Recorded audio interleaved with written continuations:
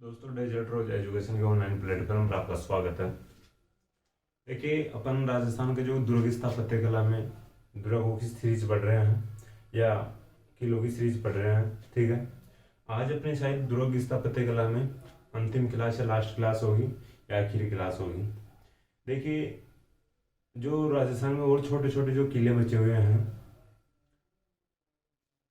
देखिए वैसे तो वो जीर्ण शीर्ण अवस्था में है अगर देखा जाए तो, लेकिन फिर भी अपने को किताबों में पढ़ना पड़ता है और एग्जाम की दृष्टि से पढ़ना पड़ता है। एग्जाम्स में क्वेश्चन आते हैं उनसे भी रिलेटेड, तो आज उनको भी अपन कर लेते हैं एक एक करके। देखिए, जो सबसे पहले आज बात करेंगे एक शेरगढ़। जिस शेरगढ़ दो किले हैं, शेरगढ़ का एक किला है बारां में और एक किला है धौलपुर में।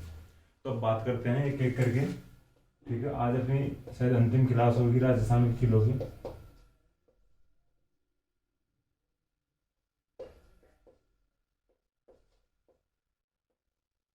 ठीक है, अपना जो कल जो अंतिम किला था अपन पिछली क्लास में पढ़े थे, तो मांडलगढ़ किला पढ़े थे। मांडलगढ़ किला भीलवाड़ा में है। ठीक है, तो चानना गुजर के द्वारा इसका निर्माण करवाया गया था मांडे बीर की याद में। ठीक है, ये किला मंडलाकृति में भी है। इस किले की आकृति जो मंडलाकृति में है। ठीक है, मानसिंह इस किले में वो हल्दीघाटी युद्ध से पहले रुकता है। ठीक है, और जो उंडेश्वर महादेव मंदिर और शीतला माता मंदिर इसमें स्थित है। ठीक है, और एक ठीक है, तो अपन बात करते हैं शेरगढ़ किले की।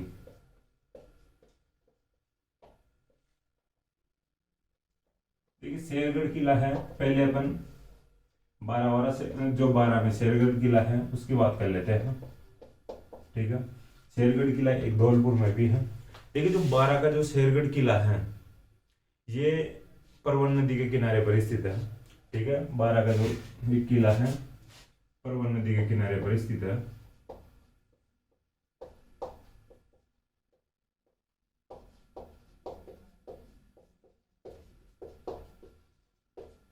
देखिए, जो शेरगढ़ वाला किला है बारह का, इसको कोसवर्धनगढ़ भी कहा जाता है। ठीक है, देख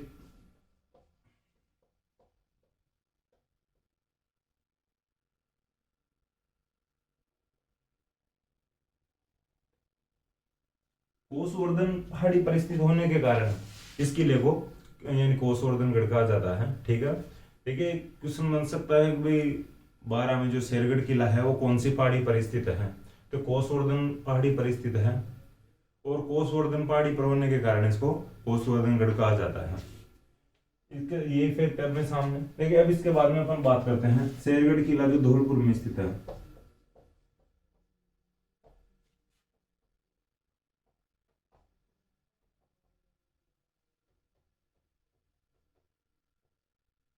ठीक है, इसके साथ एक आधा अपन धौलपुर के और जो अन्य फैक्ट पढ़ेंगे मैं बता दूंगा, आप लिख सकते हो उनको। ठीक है, देखिए ये जो शेरगढ़ किला है धौलपुर का, ये कुषाण कालीन किला है। ठीक है, कुषाण जो इस समय कुषाणों का शासन था यहाँ पे धौलपुर में, शेरगढ़ में जो ये शेरगढ़ किला था, तो कुषाणों द्वारा इन कुषाणों के काल का किला है। ठीक है,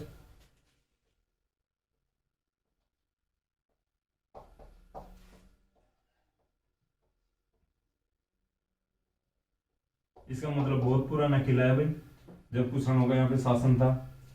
ठीक है, देखिए इसका जो निर्माण की बात आती है, बस शेरगढ़ जो किला, देखिए इसका जो अपने को जो शेरगढ़ किला बारह वाला है, इसके जो निर्माण की अपने को सही जानकारी प्राप्त नहीं हो पाती है भाई, जो निर्माण कौन करवा पाता है। ठीक है, तो अपने सामने दो फैक्ट, एक तो बारह में स्थित है, परवन नदी के किनारे पर स्थित है, कोसवर्धन पहाड़ी पर स्थित होने के कारण कोसवर्धनगढ़ कहा जाता है। देखिए, अब बात करते हैं धौलपुर वाले जो शेरगढ़ किले की। यहाँ पे एक जो सामंत था, ठीक है, मालदेव नामक एक सामंत था। जोधपुर वाला मालदेव नहीं है भाई, ये सामंत था मालदेव।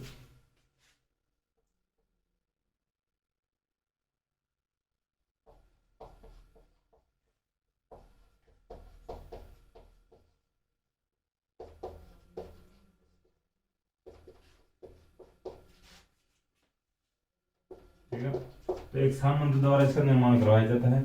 मालदेव नाम का एक सामंत था, इसके द्वारा इसका निर्माण करवाया जाता है। देखिए, अब बात करते हैं शेरशाह सूरी की। आगे कालांतर में यहाँ पे शेरशाह सूरी आता है। ठीक है, तो शेरशाह सूरी ने इस किले का निर्माण यानी सॉरी इस किले का नाम बदलकर शेरगढ़ कर दिया था। ठीक है, इस किले को पहले और कई नाम से जाना जाता होगा भाई, और इधर से शेरशाह सूरी जा रहा होगा, शेरशाह सूरी ने आक्रमण किया होगा और यहाँ पे अधिकार करके यहाँ का नाम बदल दिया, तो सहसा सूरी नाम बदलता है।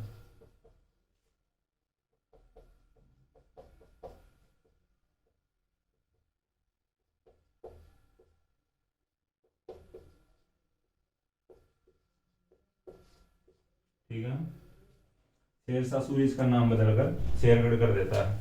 ठीक है, देखिए अब बात करें यहाँ पे जो कुछ इमारतों की या कुछ मुख्य फैक्ट है इस किले के बारे में जानने लायक है।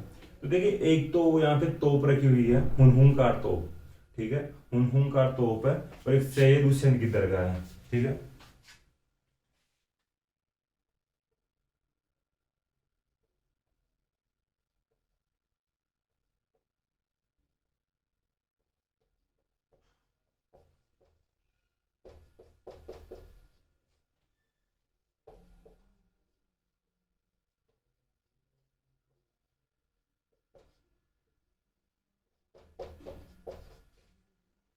ठीक है, हुनहुनकार तोप है यहाँ पे इस किले में स्थित है, और एक जो सैयद हुसैन की दरगाह भी स्थित है इस किले में। ठीक है, तो अपन ने शेरगढ़ किला 12 और शेरगढ़ किला धौलपुर की बात की है।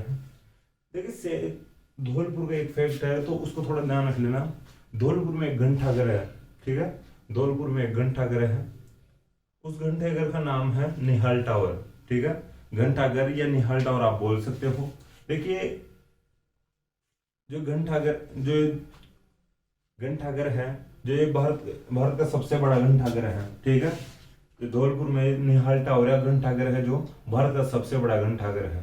ठीक है, तो आप नोट करके ये नोट डाल के लिख सकते हो। देखिए किले से अलग बात है, धौलपुर में स्थित है घंटाघर या निहाल टावर, ये भारत का सबसे बड़ा घंटाघर है। ठीक है, अब देखिए आगे बात करते हैं, एक और किला है शाहबाद का किला, वो 12 में स्थित है।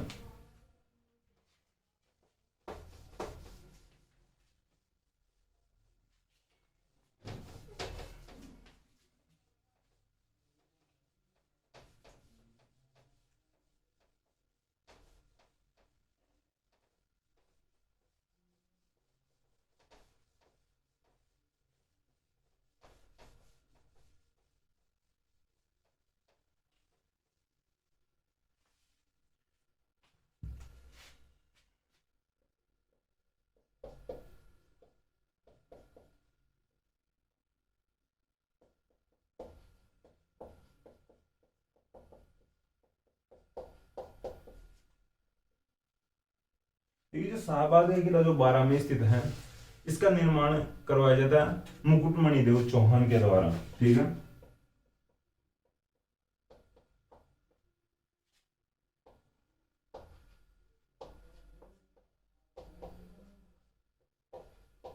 नाम थोड़ा अजीब है, मुकुटमणि देव चौहान, थोड़ा ध्यान रखियो ना, तो इस प्रकार याद हो सकता है, मुकुटमणि देव चौहान।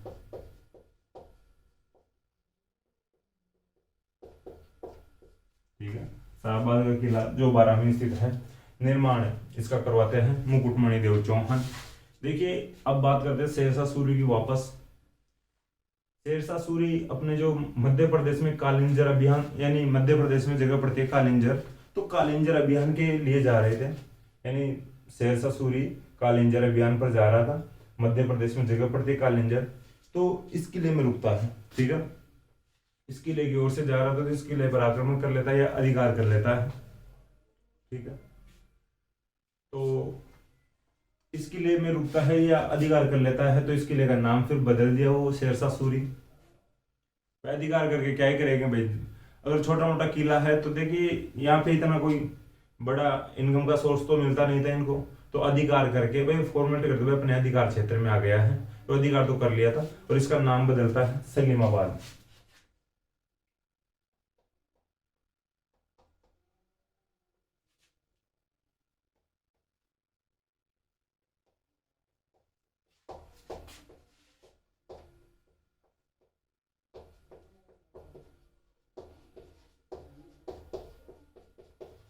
ठीक है, नाम बदल कर इसका सलीमाबाद कर दिया था शेरशाह सूरी।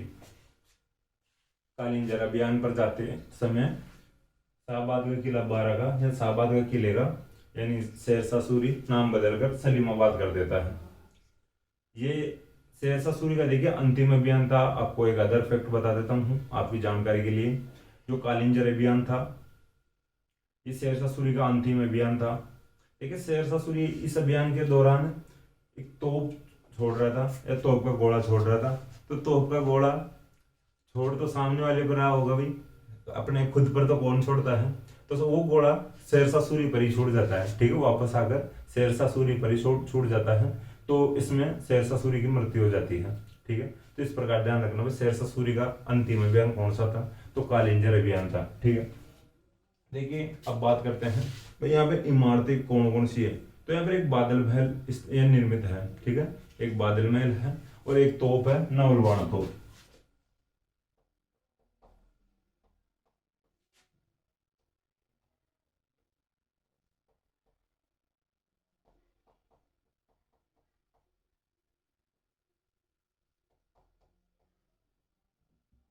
ध्यान रखना भाई, अपने को पुस्तकों में मिलते हैं, नवलवाण मिलती है, इसका नाम तोप का नाम नवलवाण मिलता है। लेकिन देखिए अब नवलवाण भी लिख सकते हो, नवलवाण भी लिख सकते हो, ठीक है। तो यहाँ पे बादल महल स्थित है और नवलवाण तोप स्थित है, ठीक है। अब बात करते हैं आगे। ये देखिए कंप्लीट हो चुका है शाहबाद का किला, जो 12 में निर्माण मुकुटमणि देव चौहान के द्वारा करवाया गया था। शेरशाह सूरी नाम बदलकर इसका नाम कर दिया था सलीमाबाद। और यहाँ पे बादल महल निर्मित है इस किले में और एक नवलवाण तोप स्थित है, ठीक है। अब बात करते हैं नागौर का किला, ठीक है।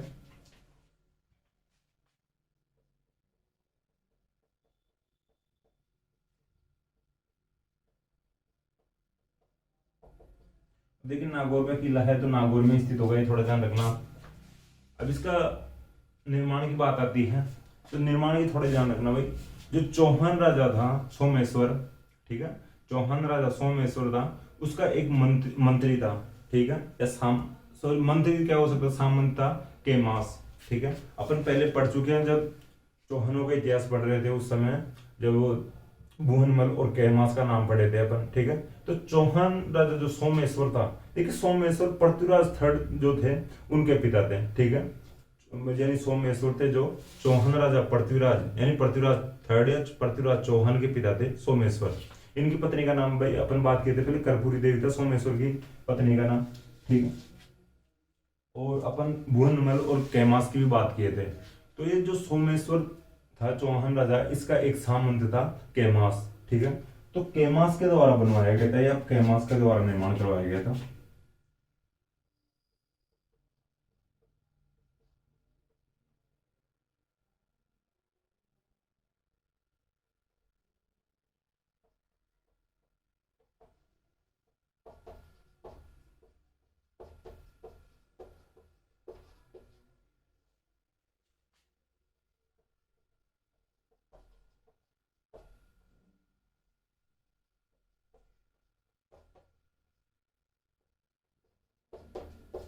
ठीक है, नागौर के किले का निर्माण चौहान राजा सोमेश्वर के सामंत कैमास के द्वारा करवाया गया था। देखिए मैं ये भी बता दिया हूँ आपको भाई, जो सोमेश्वर थे जो पृथ्वीराज चौहान है पृथ्वीराज थर्ड के पिता थे। सोमेश्वर की पत्नी का नाम भी मैं बताया था कर्पूरी देवी था, या पृथ्वीराज थर्ड की माता का नाम कर्पूरी देवी था। भुवनमल और कैमास जो इनके जो मंत्री थे, मैं अपन अजमेर का जो चौहानों का इतिहास पढ़े थे उस समय बात कर लिए थे। पृथ्वीराज थर्ड के समय में भी जो इनके जो मंत्रियों में रहे थे, और कर्पूरी देवी की जो पियर पक्ष से था भुवनमल, उसकी भी अपन बात कर लिए थे, ठीक है। पियर से था भाई जो इनके साथ आया था, ठीक है, इनकी जो सेना में रहता था भुवनमल। लेकिन एक कैमास की बात हो रही है, कैमास के द्वारा नागौर किले का निर्माण करवाया जाता है, ठीक है। देखिए थोड़ा ये भी ध्यान रख लेना, अगर याद कर लेना इस बात को कि अपन बात किए थे 1570 में अकबर नागौर दरबार का आयोजन करवाता है। तो अकबर इस किले में नागौर दरबार का आयोजन करवाता है, ठीक है। 1570 में अकबर द्वारा नागौर दरबार का आयोजन करवाया गया था। ये क्वेश्चन नहीं बनेगा, लेकिन भाई अकबर द्वारा 1570 में नागौर दरबार का आयोजन किस किले में करवाया गया था, ये थोड़ा ध्यान रखना। नागौर दरबार का आयोजन किस वर्ष करवाया गया था या किस बादशाह द्वारा करवाया गया था, इस प्रकार के क्वेश्चन बन सकते हैं, ठीक है। बात करते हैं कुचामन का किला।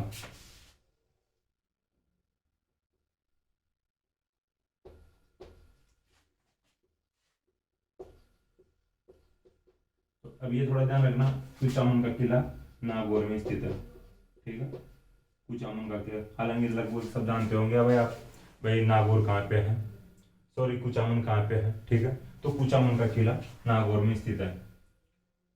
देखिए कुचामन के किले की एक फैक्ट है, कुचामन का किले का एक फैक्ट है कि इसे जागीरी किलों का सिरमौर कहा जाता है, ठीक है, जागीरी किलों का सिरमौर।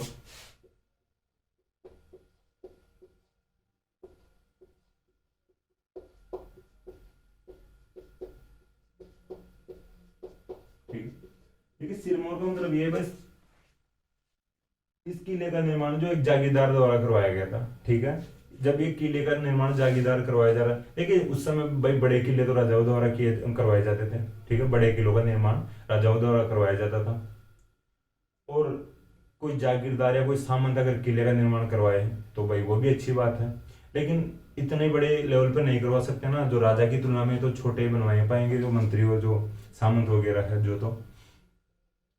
तो एक किले का निर्माण जागीरदार द्वारा करवाया गया था। तो जागीरदारों द्वारा जो राजस्थान में और किलों का निर्माण करवाया गया था, उनमें सबसे अच्छा किला या सबसे मजबूत किला ये था, ठीक है, जागीरदारों द्वारा निर्मित किलों में से, न कि राजाओं द्वारा निर्मित किलों में से, ठीक है। तो जागीरदार द्वारा बनाए जाने के कारण इन जागीरी किलों में सबसे महत्वपूर्ण किला था, या इंपॉर्टेंट किला था, तो इसकी वजह से इसको जागीरी किलों का सिरमौर कहा जाता है, ठीक है। देखिए अब बात करते हैं, जैसे एक फैक्ट है कि अन्य जो किले, जो राजाओं द्वारा जो किले बनवाए गए हैं या बड़े शासकों द्वारा जो किले बनाए गए हैं, उनका सिरमौर कौन से किले को कहा जाता है, तो उन किलों का सिरमौर चित्तौड़गढ़ दुर्ग को कहा जाता है, ठीक है। किलों का सिरमौर चित्तौड़गढ़ दुर्ग को, और अलग से जो इन पर्टिकुलर क्वेश्चन पूछ ले कि जागीरी किलों का सिरमौर किस किले को कहा जाता है, तो कुचामन का किला को कहा जाता है। और क्वेश्चन आ जाए कि किलों का सिरमौर कौन से दुर्ग को कहा जाता है, तो चित्तौड़गढ़ किले को कहा जाता है, ठीक है। देखिए इस जो ये कुचामन का किला है, इसका निर्माण करवाया था जालिम सिंह मेड़तिया, एक जागीरदार था।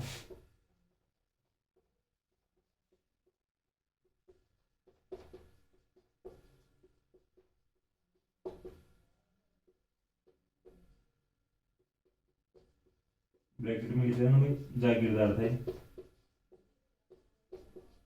ठीक है। जालिम सिंह मेड़तिया के द्वारा कुचामन के किले का निर्माण करवाया गया था, और जागीरी किलों का सिरमौर कुचामन का किला कहलाता है, जो नागौर में स्थित है। देखिए एक कुचामन का और फैक्ट लिख सकते हो आप, कुचामन के किलों को यानी कुचामन के सिक्कों को कहा जाता था इकतीसंदा,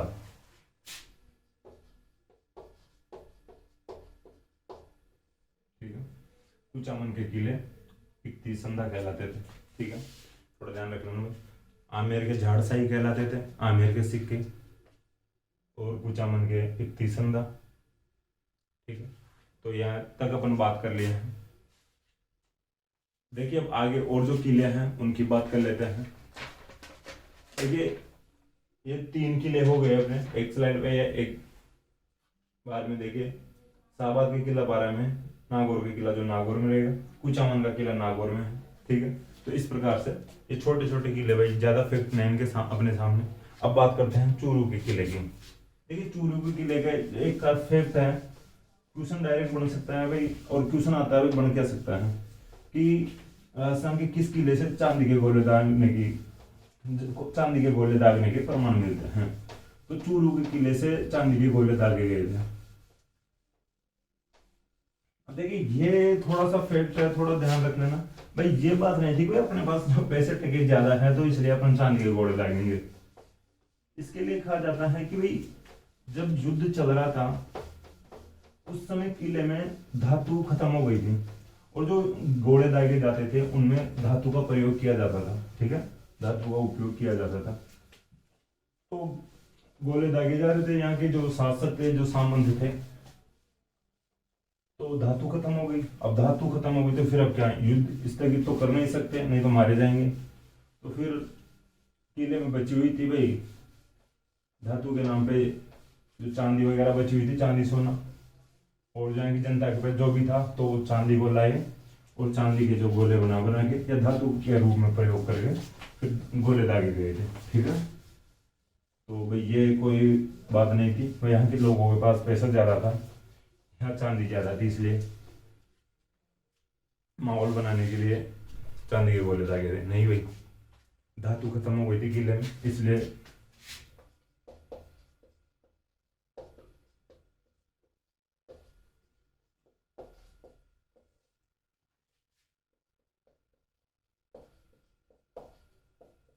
चूरू हुआ किला चूरू में।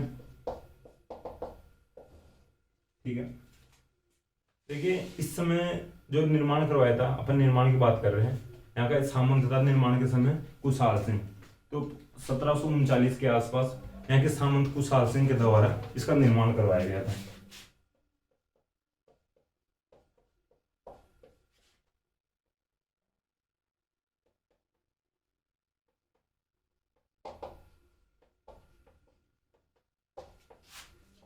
ठीक है, ऑप्शन लिखना चाहो तो लिख लेना, 7 यानी 1739। ठीक है, तो 1739 में कुशाल सिंह के द्वारा, यानी सामंत था, ये थोड़ा ध्यान रख लेना।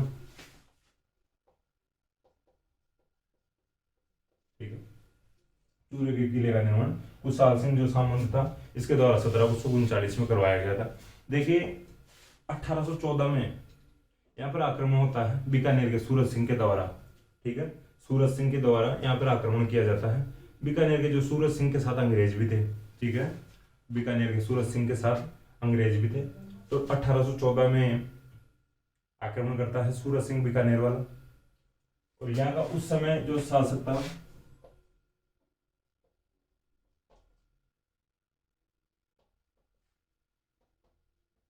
जब ये आक्रमण हुआ था इस समय जो शासक था, यानी सॉरी जो सामंत था, शिवजी सिंह था।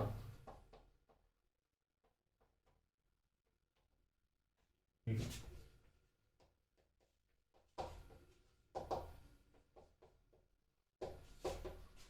थोड़ा लिख लेना भाई, यहाँ पे सूरज सिंह के साथ भी अंग्रेज भी आए थे आक्रमण में। ठीक है, तो 1814 में सूरज सिंह बीकानेर वाला आक्रमण करता है। तो यहाँ का इस समय जो सामंत था शिवजी सिंह। ठीक है, ये आक्रमण करता है, इधर से भी गोले बारूद बरसाए जाते हैं, आक्रमण किया जाता है, सामना किया जाता है। किले में धातु खत्म हो गई थी, तो किले में जो रखी हुई थी चांदी, उसको धातु के रूप में प्रयोग लेते हैं और गोलों के सारे गोले छोड़ते हैं, चांदी के गोले छोड़ते हैं। तो ये फैक्ट लिख लेना भाई, राजस्थान की जो चूरू का किला है इससे चांदी के गोले दागे गए थे 1814 में। उस समय सामंत था शिवजी सिंह, तो शिवजी सिंह के द्वारा चांदी के गोले दागे गए थे। ये फैक्ट है, थोड़ा इंपॉर्टेंट फैक्ट है, इंपॉर्टेंट लगा के लिख लेना, ये चांदी के गोले दागने वाली बात। इतना जो निर्माण करवाने वाला इंपॉर्टेंट नहीं है, लेकिन चांदी के गोले दागने वाली बात इंपॉर्टेंट है। ठीक है, इसके बाद में अपन बात करते हैं फतेहपुर का किला।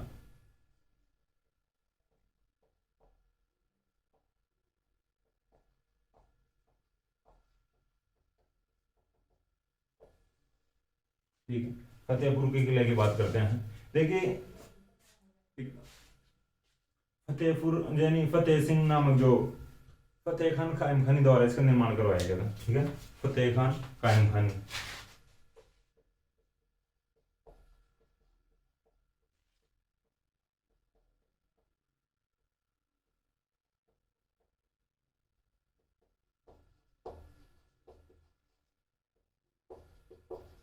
देखिए मुसलमानों की एक ब्रांच होती है कायम खानी, कायम खानी नाम से मुसलमानों की एक शाखा होती है। ठीक है, देखिए थोड़ा सा मैं हटके बताना चाहूँ आपको, तो गोगा जी के वंशज, ठीक है, गोगा जी के वंशज कर्ण सिंह नाम से गोगा जी के वंशज हुए थे, वो मुस्लिम धर्म यानी स्वीकार कर लेते हैं। ठीक है, जो करम सिंह थे जो मुस्लिम या इस्लाम धर्म स्वीकार कर लेते हैं, गोगा जी के वंशज थे। गोगा जी की पूजा वगैरह फिर करने लगे थे आगे, तो इस्लाम धर्म स्वीकार कर लेते हैं। ठीक है, करम सिंह।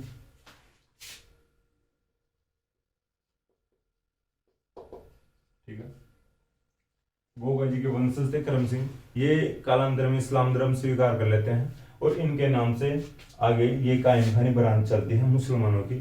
ठीक है, तो ये थोड़ा ध्यान रखना। तो फतेह खान कायम खानी द्वारा फतेहपुर के किले का निर्माण करवाया गया था। ठीक है, ये थोड़ा ध्यान रखना। तो थोड़ा ये नवाब थे भाई, जो फतेह खान ये नवाब थे। ठीक है, देखिए इस जो किला है तेलिन, ये फतेहपुर का जो किला है इसमें एक तेलिन का महल भी है। ठीक है, तेलिन का महल और पीर निजामुद्दीन की दरगाह है।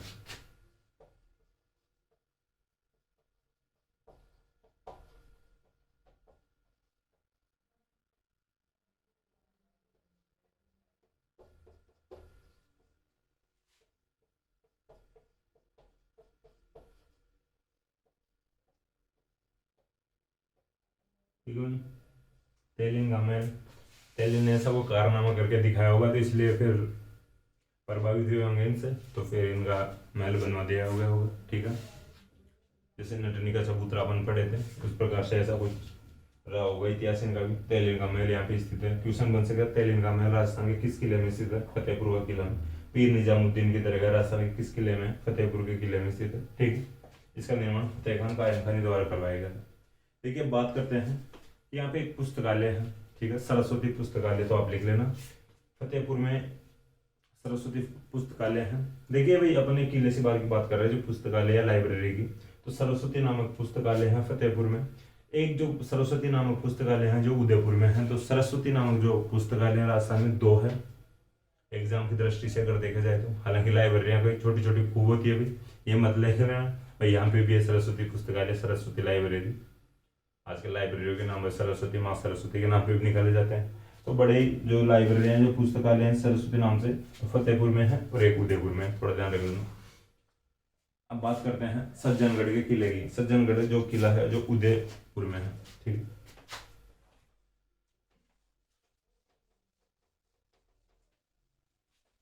सज्जनगढ़ किला जो उदयपुर में है, महाराणा सज्जन सिंह के द्वारा इसका निर्माण करवाया गया था।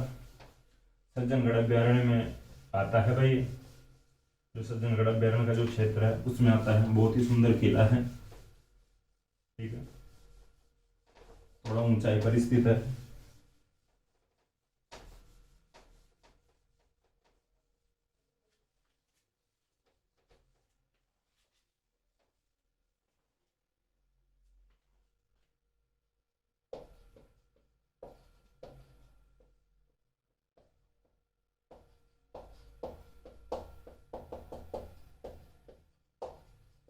उदयपुर में स्थित है। ठीक है,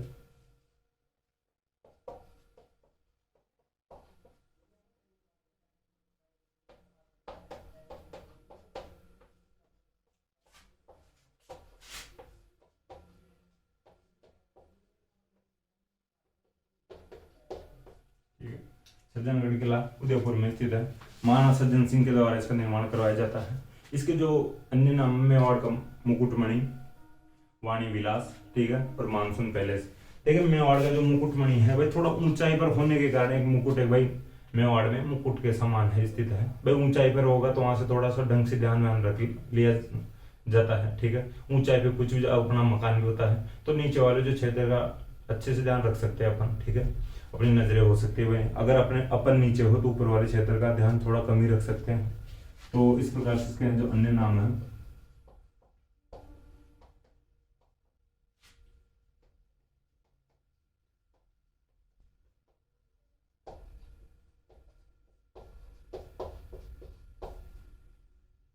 मानसून पैलेस है इसका नाम,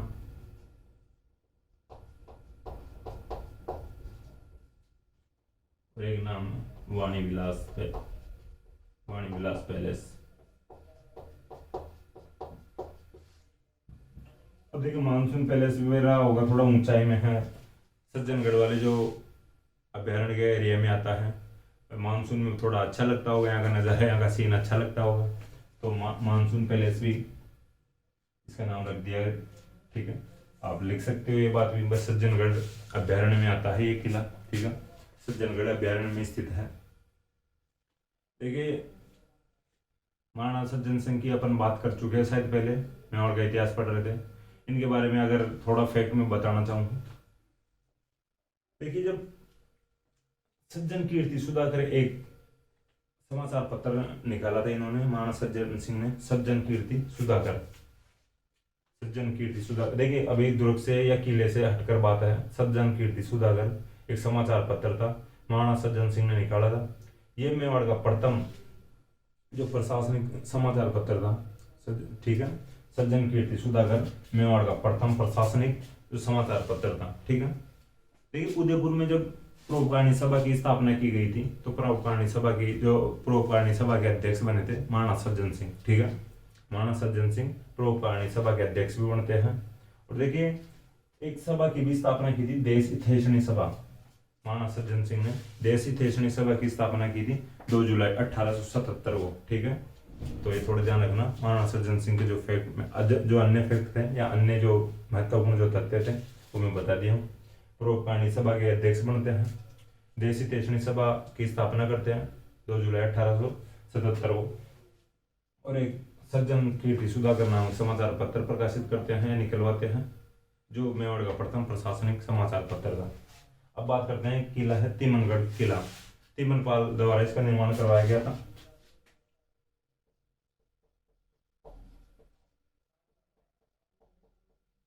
ये जो तिमनगढ़ का किला है एक करौली में स्थित है। इसका निर्माण करवाया गया था तिमनपाल के द्वारा।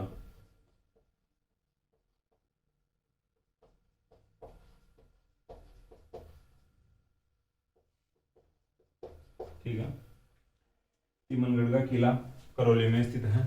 तिमनपाल के द्वारा इसका निर्माण करवाया गया था। देखिए इसमें एक कुआं है, जो क्वेश्चन बनता है उसका, भाई ननंद भोजा का कुआं किस किले में स्थित है? तो इस किले में एक कुआं है जिसका नाम है ननंद भोजा का कुआं।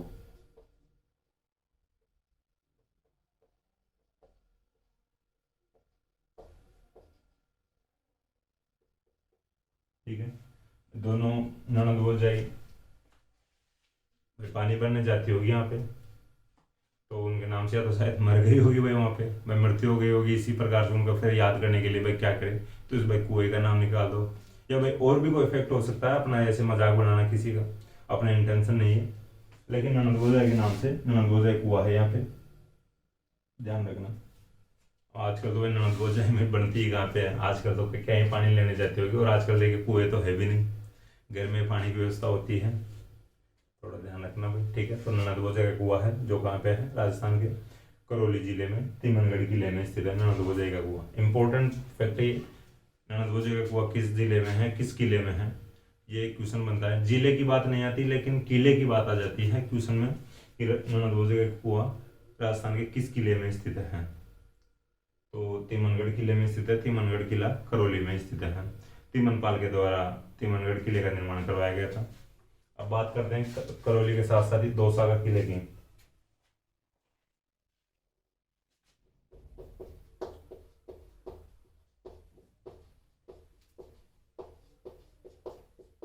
दौसा का किला है तो दौसा में स्थित होगा।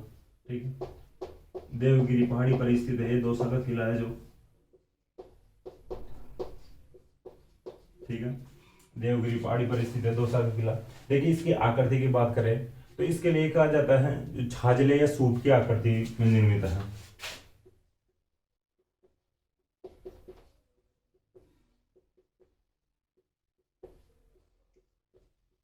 ठीक है, छाजले या सूप की आकृति में निर्मित किला है।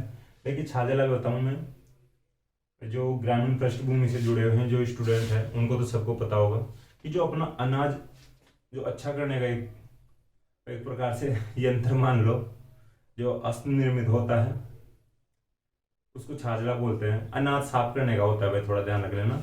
जो अनाज साफ करने का जो पात्र होता है वो छाजला कहलाता है।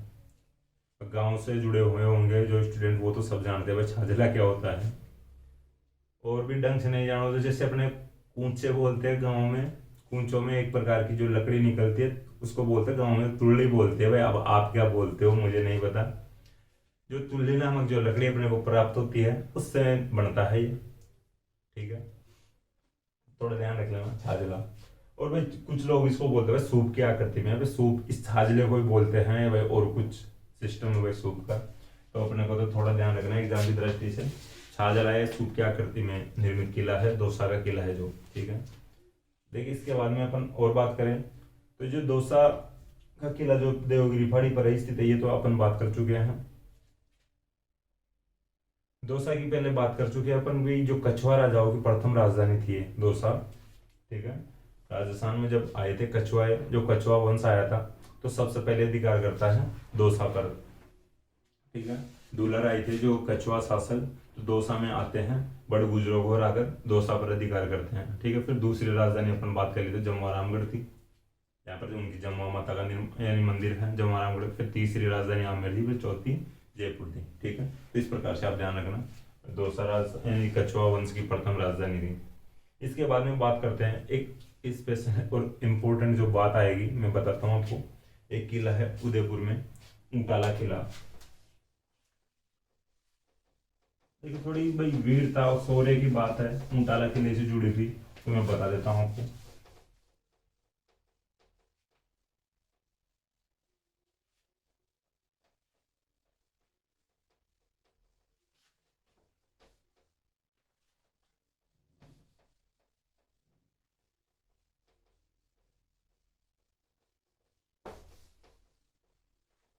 भाई क्वेश्चन बनता है इस प्रकार से कि भाई राजस्थान के किस किले में, राजस्थान के किस किले को लेकर हराओल प्रतियोगिता का आयोजन करवाया गया था। ठीक है, हराओल हराओल प्रतियोगिता का आयोजन करवाया गया था।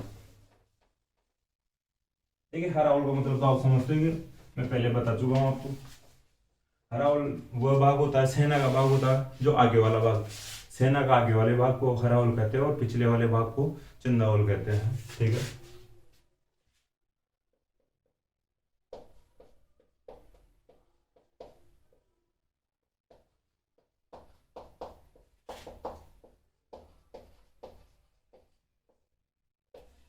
इस समय राजा था जब ये, निर्माण की बात नहीं कर रहे भाई, ऊंटाला किले की जो फैक्ट है उसकी बात कर रहे हैं।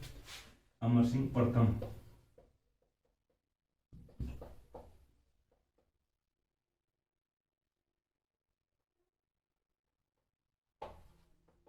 ठीक है। ठीक है, ऊंटाला किला उदयपुर में स्थित है, उदयपुर की वल्लभ नगर में। ठीक है, ऊंटाला किला उदयपुर के वल्लभ नगर में स्थित है। देखिए अमर सिंह प्रथम उस समय राजा था कि जिस समय यहाँ पर हराओल प्रतियोगिता का आयोजन करवाया गया था। ठीक है,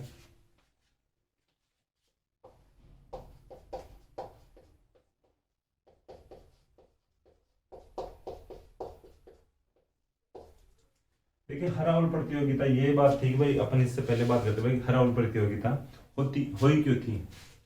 देखिए इस किले पर जहांगीर ने कब्जा कर लिया था। अमर सिंह प्रथम के समय इस किले पर अधिकार था या कब्जा था जहांगीर का।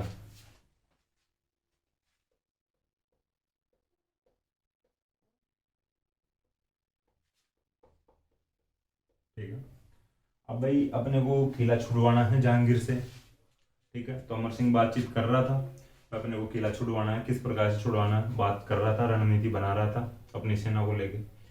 देखिए अपन बात कर चुके हैं इस प्रकार से कि भाई जब मेवाड़ का इतिहास पढ़ रहे थे तो चुंडा के समय जो मेवाड़ के जो चुंडा जी थे वो जब अपने राज्य का त्याग किए थे। ठीक है, इलाका की जब अंसाबाई से शादी होती है तब उन्होंने शपथ ली थी भाई मैं राज्य का उत्तराधिकारी नहीं बनूंगा, तो राज्य का त्याग करते हैं। तो आपको पता हो तो उनको प्रथम श्रेणी ठिकानों में से कुछ ठिकाने दिए गए थे, तो उन ठिकानों में से एक जो सलूम्बर वाला ठिकाना भी इम्पोर्टेंट है। ठीक है,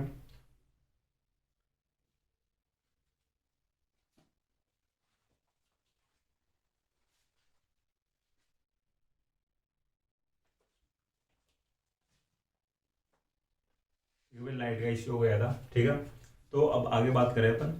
तो देखिए जहांगीर के अधिकार में था ये किला अमर सिंह प्रथम के समय। तो बात की जा रही थी या रणनीति बनाई जा रही थी अपने को किले को किस प्रकार से लेना है जहांगीर जहांगीर से, किस प्रकार से अधिकार अपने अधिकार में लेना। ठीक है, तो इनको लग रहा था कि अपन जीत तो लेंगे किले को, तो कोई ज्यादा बड़ी बात नहीं है। जहांगीर की जो सेना की टुकड़ी थी बहुत छोटी थी, तो हराउल में रहने का अधिकार था चुंडावतों को। ठीक है, तो उस समय जो चुंडावत थे, जयतर सिंह चुंडावत था। ठीक है, जो सामंत था उस समय चुंडावतों का, जयतर सिंह चुंडावत था। ठीक है,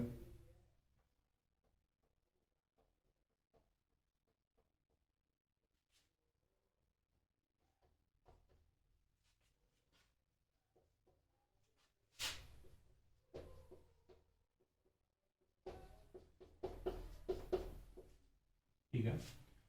देखिए तो जयतर सिंह चुंडावत कहता है भाई हरावल में मैं ही जाऊंगा, ये चुंडावत जाएंगे, हरावल का जो भाग हरावल जो भाग रहेंगे वो चुंडावत रहेंगे।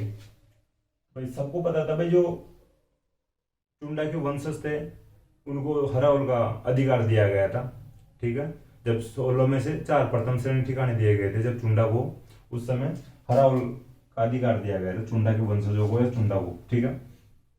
तो जब हराउल प्रतियोगिता हो रही थी इस समय उटाला किले में, तो इस समय सामंत थे ठीक है सलूम्बर के जयतर सिंह चुंडावत। अब ये हराउल में जाएंगे, इनको जो पहले से अधिकार दिया गया था उसके अकॉर्डिंग। अब देखिए जो एक बल्लू सत्तावत था, एक बंदा और बैठा था वहां पे, तो अब इनको लगा कि भाई हर बारी हराउल में जाते हैं जो चुनाव जाते हैं, ये क्या बात हुई, हमें भी कभी मौका दिया जाए। तो भाई इनसे बात करके और बात इनको कहा जाता है कि भाई ये अधिकार तो चुंडावतों को दिया गया है पहले से, जब चुंडा जी अपने राज्य का त्याग किए थे, ठीक है। लेकिन फिर भी बल्लू सत्तावत कहते हैं भाई ठीक है नहीं, हमें भी एक बार मौका दिया जाना चाहिए। तो फिर अमर सिंह प्रथम कहते हैं कि चलो ठीक है भाई अपन प्रतियोगिता करवाते हैं कि जो एक किला जहांगीर के जो कब्जे में है अधिकार में है, तो आप दोनों से अलग अलग साइड से दाओ, एक तो सत्तावत जाएंगे और एक साइड से चुंडावत जाएंगे। जो किले के अंदर पहले पहुंच गया, जो किले को पहले जीत लेगा उसका ही किला होगा, या उसको सॉरी उसको हराउल का अधिकार होगा आगे, ठीक है। देखिए ये बल्लू सत्तावत है, इसकी भी बात बताऊं मैं। महाराणा प्रताप का एक भाई था शक्ति सिंह, ठीक है। तो महाराणा प्रताप के जो भाई शक्ति सिंह था उसके वंशज जो सत्तावत कह रहे थे, ठीक है, सत्तावत कह रहे थे महाराणा प्रताप के भाई शक्ति सिंह के वंशज, ठीक है। तो बल्लू भी सत्तावतों का ही जो एक सेनापति था, ठीक है। तो इनके बीच में ये प्रतियोगिता होती है। सत्तावतों को अमर सिंह कहते हुए आप गेट की यानी किले के गेट की तरफ से जाओगे, और फिर जो चुंडावतों को कहते हुए आप जो कि पीछे से जाओगे, दीवार की तरफ से जाओगे, ठीक है। तो ये जाते हैं इस प्रकार से, किला मान लो भाई, ये गेट है किले का, ये पीछे से मान लो दीवार है भाई, ठीक है, ये इधर से दीवार मान सकते हो आप। देखिए जो गेट जब किले होते थे पहले, तो किलों के गेट होते थे, तो गेट इन दरवाजों पर यानी बड़े बड़े सूड़े या बड़े बड़े कांटे लगवाए जाते थे, ठीक है। किले मान लो एक प्रकार से, ठीक है, बड़ी बड़ी कीलें लगवाई जाती थी कि कोई बाहरी आक्रमण आसानी से नहीं कर सके, ठीक है। तो बल्लू सत्तावत दरवाजे की तरफ से जाता है। अब ये भाई गेट को कैसे तोड़े, इस गेट को, किले के गेट को, तो किले के गेट को तोड़ने के लिए प्लान तैयार करते हैं। भाई जो ये पहले करते थे भाई, हाथियों को दारू पिलाते थे, ठीक है, हाथियों को शराब या दारू पिलाते थे और हाथियों से धक्के मरवाते थे गेट के या दरवाजों पर। भाई हाथियों से दरवाजों को तुड़वा लेंगे और अपन अंदर एंट्री कर देंगे। और जो चुंडावत थे ये पीछे से दीवार तोड़कर जाने की प्लानिंग कर रहे थे, अपन दीवार तोड़ देंगे और आसानी से चले जाएंगे। दोनों तरफ से तैयारी की जाती है। इधर हाथियों को दारू पिला के दरवाजों को धक्का मरवाया जाता है, लेकिन देखिए एक धक्का मारता हाथी, उसके किले चुभती है, कांटे चुभते हैं उसके, उसकी तो पूरी दारू उतर गई, ठीक है, हाथी की, और दूसरी बार धक्का मारने के लिए तैयारी नहीं हुआ हाथी, ठीक है। अब बल्लू सत्तावत को लगे कि यार उधर से चुंडावत अंदर पहुंच जाएंगे तो वो जीत जाएंगे और अपन कैसे भी जीतने चाहिए। तो ये क्या करता है, जब हाथी मना कर देते हैं भाई ऐसे किलो वाले जो दरवाजों को धक्का देने से या टक्कर मारने से, तो ये अपने साथियों से कहता है बल्लू सत्तावत कि मैं गेट के चिपकता हूँ, यानी एक प्रकार से इस प्रकार से चिपकता हूँ गेट के, और पीछे से मेरे हाथी मेरे तो टक्कर मार ही सकते हैं ना, तो फिर यानी दरवाजे टूट जाएंगे। भाई जो दरवाजे के बल्लू सत्तावत चिपक गया और पीछे से फिर हाथियों से टक्कर मरवाई जा रही है बल्लू सत्तावत को। अब देखिए जो साथियों के कहने पर ऐसा किया जाता है, बल्लू सत्तावत जो कांटो वालों जो दरवाजे हैं उनके चिपक जाता है, पीछे से हाथी टक्कर मारते हैं और बल्लू सत्तावत जी तो खुद ही कांटों में फंस गया था, ठीक है। तो बल्लू सत्तावत खुद ही कांटों में फंसकर मर जाता है, ठीक है, हार जाते हैं इस प्रकार। देखिए अब मैं थोड़ी बात बताऊं से पहले, अब बात आती है चुंडावतों की। चुंडावत दीवार तोड़कर अंदर जाने की प्लानिंग कर रहे थे। चुंडावतों को लग रहा था कि भाई अपन जीत जाएंगे, थोड़ी बहुत दीवार बची है, लेकिन इधर जयतर सिंह चुंडावत जो इसको लग रहा था कि अगर अपन हार तो गए ना, तो इतने दिनों से अपने पास अधिकार था हरावल का, चुंडा जी को ऊपर जाके क्या जवाब देंगे, ठीक है भाई। इस प्रकार से नाक कटाए हो चुंडावतों की, तो इसको लग रहा था डर कि भाई हार सकते हैं अपन। तो ये अपने साथियों को कहता है जयतर सिंह चुंडावत कि आप ऐसा करो कि मेरी गर्दन काट दो, ठीक है, या मेरा सिर काट के और मेरे सिर को यानी किले की वो जो दीवार के ऊपर से किले के अंदर फेंक दो। तो इसका मतलब ये हो जाएगा कि भाई कम से कम मरा हुआ या जीवित कोई भी चुंडावत अंदर पहुंच तो गया है, ठीक है। तो इसके कहने पर, जयतर सिंह चुंडावत के कहने पर, इनके जो दोस्त थे या मित्र थे जो सेनापति थे सेना में, वो इसका जो सिर काट के किले में फेंक देते हैं, ठीक है। उधर बल्लू सत्तावत कैसे कांटों के चिपकने से और हाथियों के द्वारा धक्का मरवाने से गेट तो टूट जाता है। बल्लू सक्तावत खुद मर जाता है, लेकिन सक्तावत अंदर पहुंच जाते हैं। लेकिन उनको पता नहीं था भाई पहले से अंदर जेतर सिंह चुंडावत का सिर आ चुका है। तो फिर उनको लगा कि सक्तावतों को भी अपन जीत गए हैं, वो खुशी मना रहे थे भाई हरावल का अधिकार हम अपने पास आ गया है। तो फिर किसी ने बताया भाई इधर भाई साहब भी है, ठीक है, जेतर सिंह चुंडावत भी अंदर है, आपको पता नहीं है भाई जीवित है मरे हुए, लेकिन है भाई अंदर पहले आ चुके हैं। तो फिर इस प्रकार अमर सिंह प्रथम जो इसका निर्णय करते हैं और चुंडावत हरावल के जो ये हरावल प्रतियोगिता हुई थी इसको जीतते हैं, ठीक है। तो देखिए थोड़ा सा वीरता भी आती है सामने, शौर्य आता है। मेवाड़ को इसी वजह से जाना जाता है आज के टाइम में, मेवाड़ कभी भुलाया नहीं जा सकता मेवाड़ का इतिहास।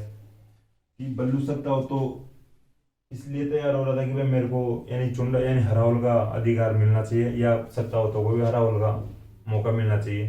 तो देखिए खुद के प्राण न्यौछावर कर देता है यहाँ पे किलों के दरवाजों पर। और इधर जयतर सिंह चुंडावत ये चाह रहा था कि जो हमारे पास चुंड यानी हरावल सेना का या हरावल का अधिकार है ये बरकरार रहना चाहिए, ये हमेशा बना रहा यानी बना हुआ होना चाहिए, ठीक है। तो इसकी वजह से खुद का सिर कटवा कर किले में फेंक देता है। तो इस प्रकार से जयतर सिंह चुंडावत जीतते हैं, ठीक है। थोड़ा ध्यान रखना, जो हरावल प्रतियोगिता हुई थी इसमें चुंडावती जीतते हैं, पहले भी हरावल का अधिकार था चुंडावतों के पास ही था। तो ये थोड़ा ध्यान रख लेना भाई। तो बल्लू सक्तावत की लोहे दरवाजे यानी कांटों वाले दरवाजों में फंसकर खुद तो मर जाता है, लेकिन फिर भी अंदर जाने की कोशिश करते, चले भी गए थे, लेकिन जयतर सिंह चुंडावत अपना सिर कटवाकर किले के अंदर फिर गुआ देता है। इस वजह से चुंडावतों की जीत होती है। थोड़ा ध्यान रखना। ऊंटाला किला उदयपुर में है, वल्लभनगर में। अमर सिंह प्रथम के समय में यहाँ पे हरावल प्रतियोगिता का आयोजन करवाया जाता है चुंडावतों और सक्तावतों के बीच में। चुंडावतों की जो सामंत थे जयतर सिंह थे, इधर बल्लू सक्तावतों के, ठीक है। कब्जा उस समय जहांगीर का था यहाँ पे। अब दो किले और हैं भाई, छोटे छोटे हैं, एक एक जो फैक्ट है इनके बारे में। एक तो नीमराणा का किला है, थोड़ा ध्यान रखना भाई, अलवर में नीमराणा का किला।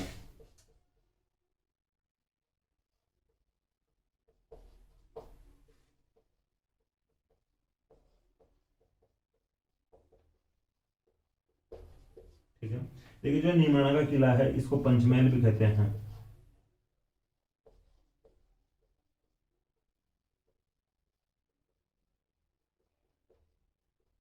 भाई इसमें या तो भाई छोटे मोटे 5 महल होंगे, ठीक है, या कोई और कारण होगा पंचमहल कहने का। पंचमहल कहने का कारण ये हो सकता है भाई कोई 5 महल होंगे छोटे छोटे, तो इसकी वजह से नीमराणा के किले को पंचमहल भी कहते हैं, जो अलवर में स्थित है। अब एक बात करते हैं जो अपना अंतिम किला हुआ अपनी क्लास का भी और वैसे भी, ठीक है, मोहनगढ़ किला।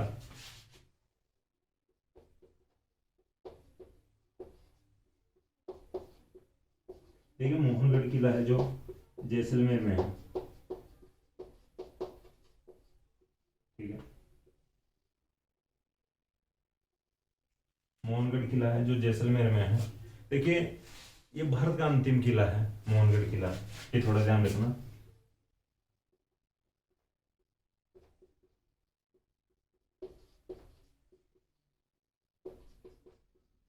जो जैसलमेर के जो शासक थे उस समय, ठीक है, जैसलमेर के शासक थे उस समय जवाहर सिंह। तो जवाहर सिंह के द्वारा 1945-46 में बनवाया जाता है।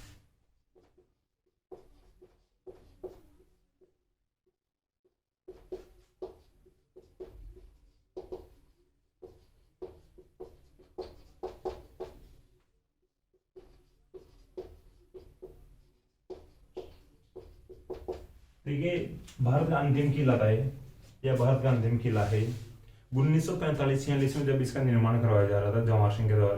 तो इसके जस्ट अगले साल भाई आज़ादी हो रहा था भारत, यानी 1947 में, ठीक है। तो अब आज़ादी के बाद में तो कौन किले बनवाएगा, आज़ादी के बाद में किलों की आवश्यकता क्यों पड़ेगी जब आज़ादी हो गया है। और फिर धीरे धीरे भाई यहाँ पे राजतंत्र भी खत्म कर दिया गया था। तो भाई राजा ही किलों का निर्माण करवाते थे अपनी सुरक्षा की दृष्टि के लिए, या अपनी सुरक्षा की दृष्टि से।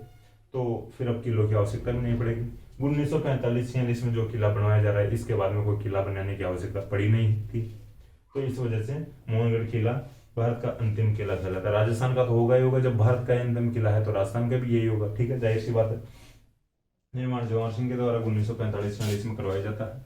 तो आज अपने यानी राजस्थान के दुर्ग राजस्थान के किले कंप्लीट होते हैं। ठीक है। अगली क्लास में अपन शायद पढ़ेंगे जो राजस्थान में जो छत्रियाँ हैं, राजाओं की, जो सामंतों की छत्रियाँ हैं, उनकी बात करेंगे। दुर्ग अपन कंप्लीट पढ़ चुके हैं, ठीक है। तो मुझे आशा है कि क्लास आपको पसंद आएगी। क्लास अगर आपको पसंद आए तो क्लास को लाइक करें, कमेंट करें, अपने दोस्तों के साथ शेयर करें। थैंक यू दोस्तों।